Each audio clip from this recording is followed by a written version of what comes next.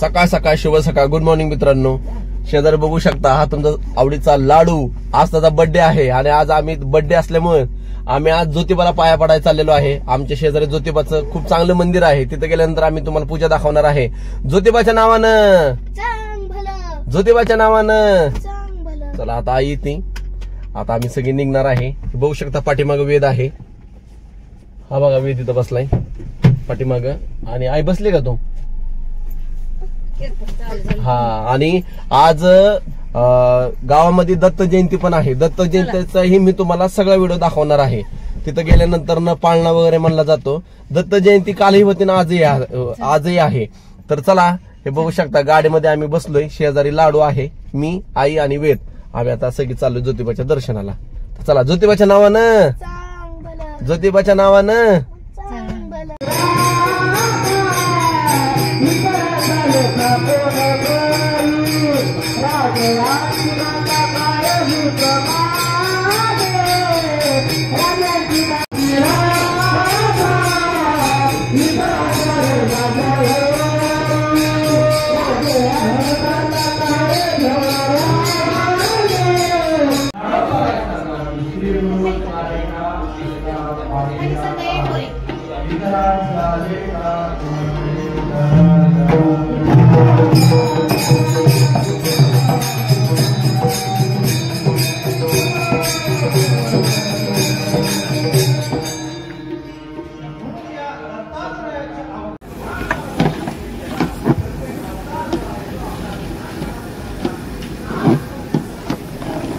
कोणती पनीरची भाजी काय?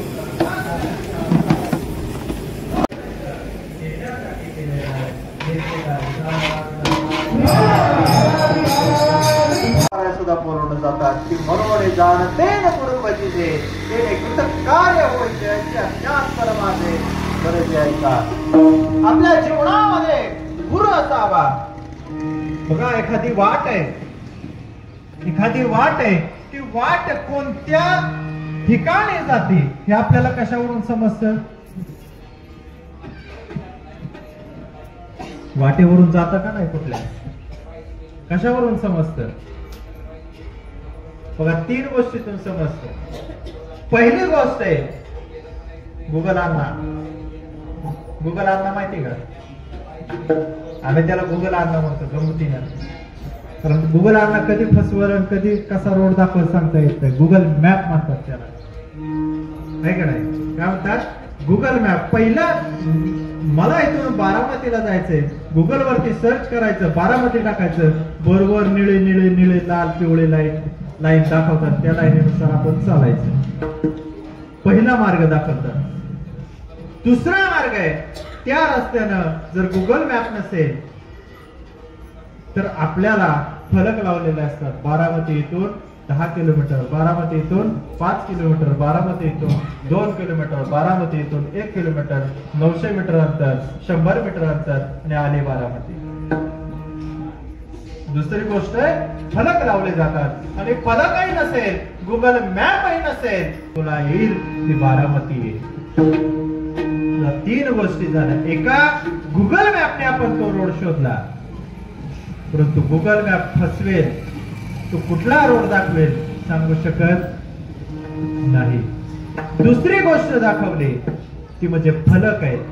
आता फलक जर एखाद्या वेळेस वाकडा तिकडा झाला असेल तर वाट चुकण्याची शक्यता काय जास्त आहे. आणि तिसरी गोष्ट, एखाद्या वाट सरोला आपण विचारलं की बाबा मला बारामतीला जायचंय, मला या ठिकाणी जायचंय, त्यांनी बरोबर सांगितलं या ठिकाणावर अशा पद्धतीने जा, इकडे वळा, तिकडे वळा, इकडे गेल्यानंतर तिकडे जा आणि मग तुम्हाला बारामती बरोबर येईल. तिसरी गोष्ट अत्यंत महत्वाची आहे. बघा आपल्या जीवनामध्ये पहिली गोष्ट सांगणारा म्हणजे आपली आई आहे. आपली आई आहे. बाळा, बरोबर ना? बाळा हे तुझे बाबा आहे. बाळा ही तुझी आई आहे. बाळा ही तुझी आजी आहे. बाळा हे तुझे आजोबा आहेत. हा तुझा दादा आहे, ही तुझी दीदी आहे. ही सगळे सांगणारे कोण आहे? पहिली म्हणजे पहिला गुरु म्हणजे आई आहे. पहिला गुरु आई आहे. दुसरा गुरु आहे आपल्या जीवनामध्ये सांगणारा, मुळाक्षर लिहिणारा, अक्षरांची ओळख करून देणारा तो म्हणजे शिक्षक आहे, बरोबर. आणि तिसरी गोष्ट, आपल्या जीवनामध्ये आपण जन्माला कशासाठी आलो, आपण जन्म का घेतला, आपण जन्म कुठून घेतला, केव्हापासून आलोय, कशा पद्धतीने आलोय, आणि आपल्याला जन्म घेतल्यानंतर या जीवनातून उतराई होऊन आपल्याला नेमकं जायचंय कुठं याचा बोध जो करून देतो, तो बोध करून देणारा गुरु म्हणजे सद्गुरु आहे. विठाला विठाला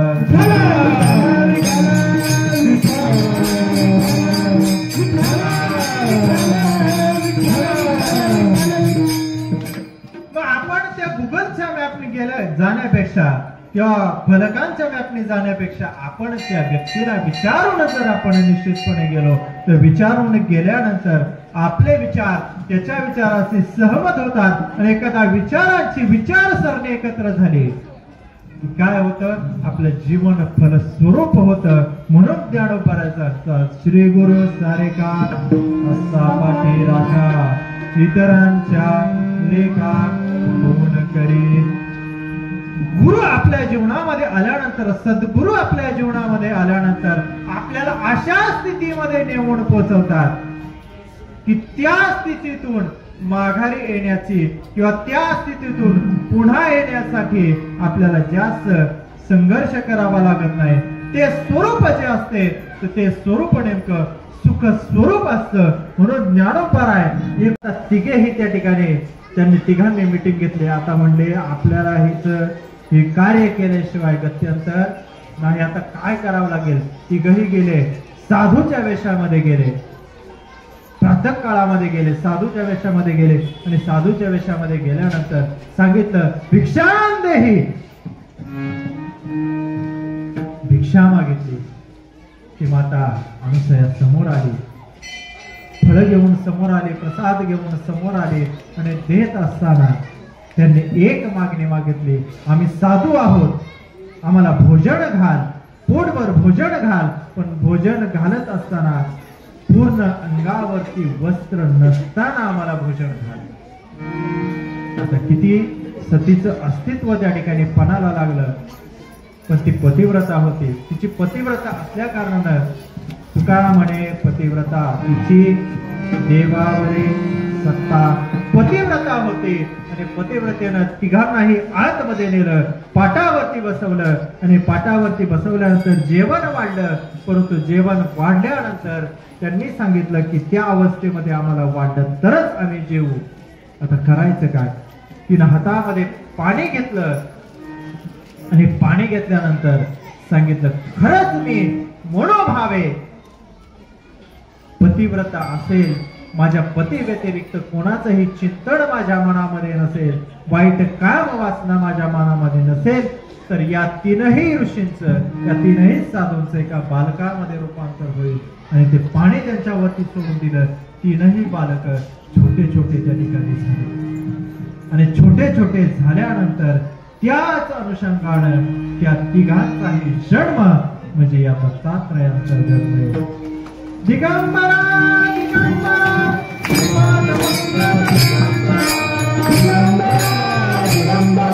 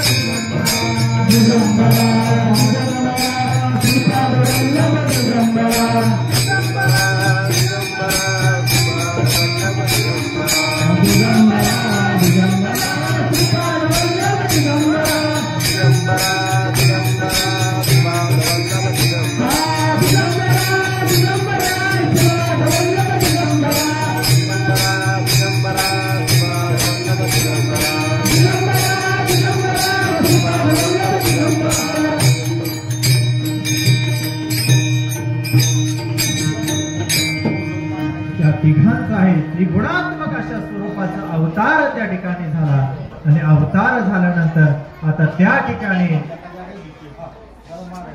आवाज नको आता ऐका ऐका ऐका बाबा ज्ञानेश्वर माऊली झाल्यानंतर वाटा थांबा थोडा वेळ थांबा 5 मिनिटांमध्ये होऊन जाईल सगळं तिघांचा अवतार झाला तिघही बाल स्वरूपामध्ये आले आणि पाळण्यामध्ये त्यांना ठेवलेले आहे आता पाळण्यामध्ये ठेवल्यानंतर कित्येक दिवस झाले महिना 2 महिने झाले आपलं गेलेलं गिऱ्हाईक काय परत येणार तिघींनी मीटिंग घेतली तिघींनी मीटिंग घेतल्यानंतर पाहिलं नारद मुनीला विचारलं नारद मुनी सांगितलं की तिघे आहेत या ठिकाणी अनुसयेच्या आश्रमामध्ये जा आता तिघे त्या तिघी त्या आश्रमामध्ये गेले आणि आश्रमामध्ये गेल्यानंतर आपल्या पतीची अवस्था बाल अवस्था पाहिल्यानंतर आता नेमका जेव्हा कोणाला चुकीचा उचलावा तर अवघड काम होते शेवटी शरण गेल्या आणि शरण गेल्यानंतर त्या अहिल्याला सांगितलं की आमचे पती आम्हाला आहे त्या स्वरूपामध्ये द्या परंतु आहे त्या स्वरूपामध्ये देत असताना अहिल्यानं त्या तिघांना आहे त्या दत्तात्रय स्वरूपामध्ये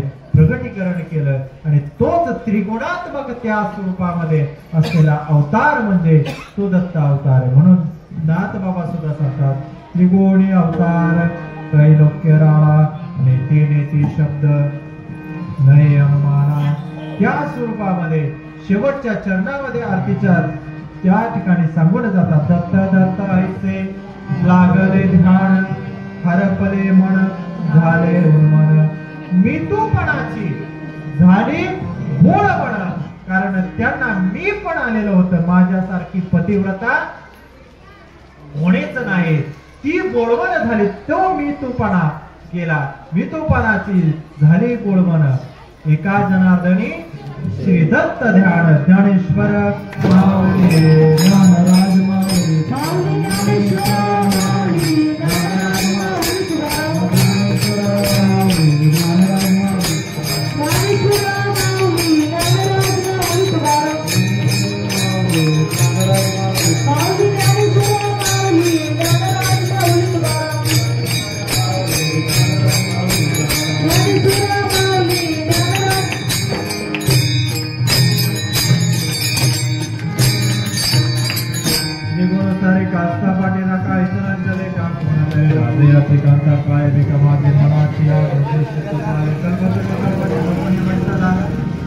काय पुढे त्याला सांगा तुम्ही ज्ञानदेव म्हणे सरळ सरळ आता उदाहरण गुरुकृपे यथामती यथावकाश माझ्या अल्पशा बुद्धिमत्तेप्रमाणे सेवा करण्याचा प्रयत्न केला सेवेसाठी उत्तम अशा स्वरूपाचे 7 जन्म दिले ते आमचे बुधंगनाथ शिक्षण संस्थेतील आमचे विद्यार्थी या ठिकाणी आले उत्तम प्रकारचे गायक आमचा छोटा जाधव महाराज आहेत आमचे गुरव काका आहेत सोमनाथ महाराज जगताप उत्तम अशा प्रकारचे बुधंग वाजवतात उत्तम अशा प्रकारचे तबलाही वाजवतात आमचेच विद्यार्थी आहेत त्याचं या ठिकाणी ऋण व्यक्त करतो हार्मोनियम आचार्य आमचे पुढे महाराज यांचंही या ठिकाणी अभिनंदन करतो ज्यांनी अत्यंत उत्तम अशा प्रकारचे कीर्तनाला साथ दिली आमचे वडील नानाही आहेत त्या ठिकाणी सर्व पाहुणेवाडीकर बसनी मंडळ आता तुम्ही आम्हाला म्हटले होते बसनी मंडळ घेऊन या आता आमच्या ह्याच्यात फक्त 5च माणसं बसतात 5 ते 6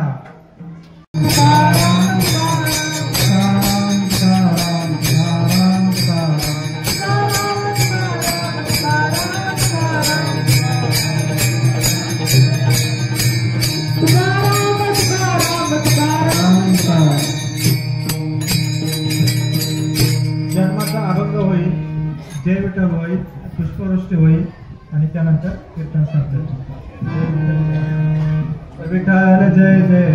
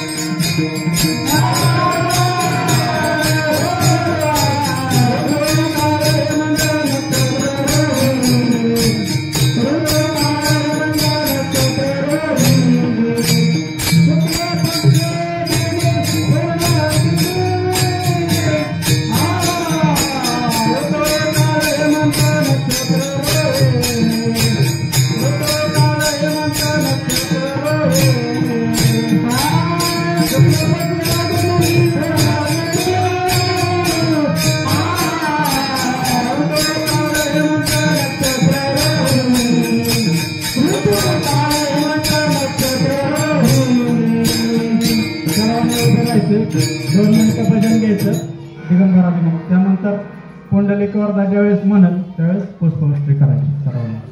उभा दिगंबरा दिगंबरा श्रीपाद वल्लभ दिगंबरा दिगंबरा दिगंबरा श्रीपाद वल्लभ दिगंबरा दिगंबरा दिगंबरा श्रीपाद वल्लभ दिगंबरा दिगंबरा दिगंबरा श्रीपाद वल्लभ दिगंबरा श्रीपाद वल्लभ दिगंबरा श्रीपाद वल्लभ दिगंबरा